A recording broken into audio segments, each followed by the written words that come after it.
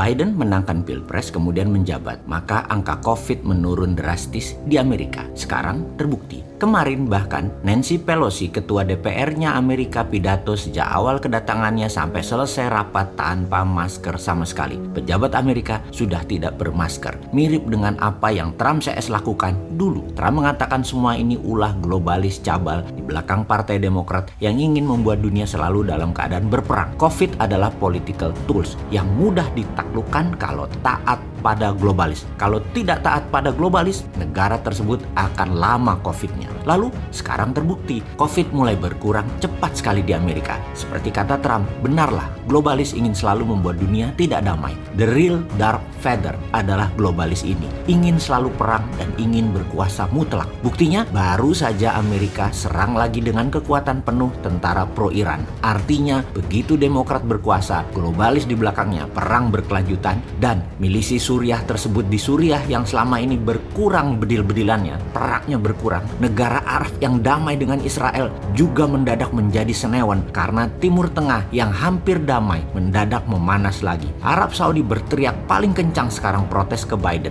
Benarlah, begitu Biden, Demokrat, globalis berkuasa, perang mulai lagi. Dan ini sebenarnya yang dulu oleh Trump berusaha digagalkan. Ingat, bukan Biden ya, globalis di belakangnya yang menentukan semua ini, termasuk globalis di belakangnya Tiongkok. Patriotik nasionalis menjadi dianggap gerakan rebel di dunia ini. Kaum patriotik nasionalis menjadi terlihat anak nakal ketika mementingkan negara dan bangsanya sendiri terlebih dahulu. Kalau mengandaikan pakai film Star Wars, maka Darth Vader adalah globalis, di mana para Jedi yang nasionalis patriotis harus bersembunyi di planet-planet tak berpenghuni karena dikejar-kejar oleh tentara Stormtrooper-nya Darth Vader. Itulah kaum nasionalis saat ini, di mana ketika Trump sudah tidak berkuasa lagi, globalis semakin menjadi-jadi karena tidak ada orang gila lagi yang menghalangi mereka. Indonesia saja sudah takluk lama, ASEAN sudah dimainkan sejak lama. Vakum sebentar di zaman Trump, sekarang balik lagi. Demokrat berkuasa, globalis berkuasa. Secara analisa memang Partai Demokrat biangnya mengawali kekisruhan di mana-mana. Sekali lagi,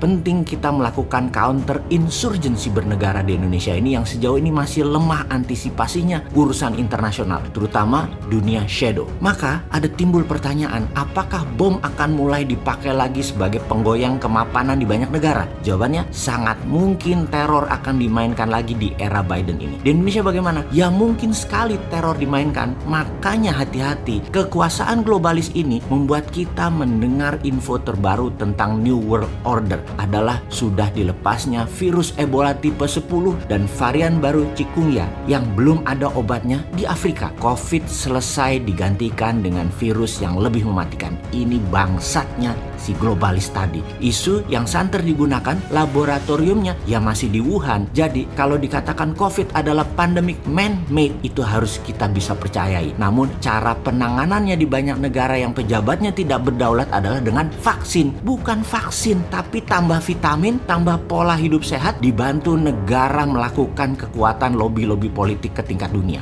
Jangan-jangan pada nggak tahu lobbynya kemana. Ya kasihan deh lu. Oke, kita buktikan kalau virus itu man-made disaster. Jarak Wuhan ke New York adalah 8.700 km. Jarak Wuhan ke Paris 8.900 km.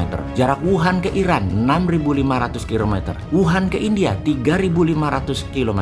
Jutaan manusia terpapar COVID di tempat tadi yang kita sebutkan. Namun Wuhan ke Beijing yang 1.000 km, Wuhan ke Shanghai yang cuma 600 km, tidak ada virus COVID di Shanghai dan Beijing dalam hitungan hanya ribuan ke bawah. Cukup mudah mengkonfirm bahwa paten COVID memang milik Amerika, namun laboratoriumnya Wuhan. Itu semua orang juga tahu. Jadi informasi ini harus kita tajamkan. Bukan apa yang globalis mau atau lakukan, namun apa yang harus kita antisipasi ke depannya. Juga apa yang akan Biden CS lakukan dengan menggunakan instrumen penggoyang perdamaian. Teror bersenjata, pandemi baru, harga komoditi oil and gas naik. Semua adalah alat tekan, menekan negara tidak berdaulat. Segera siapkan counter insurgency agar Indonesia selalu menang.